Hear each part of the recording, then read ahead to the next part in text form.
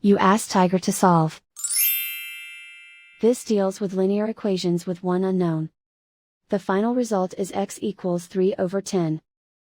Let's solve it step by step. Group all constants on the right side of the equation. Subtract 2/5 from both sides. Group like terms. Combine the fractions. Combine the numerators.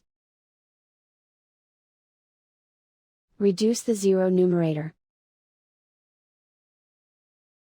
Simplify the arithmetic. Find the lowest common denominator. Multiply the denominators. Multiply the numerators. Combine the fractions. Combine the numerators. And so the final result is x equals 3/10.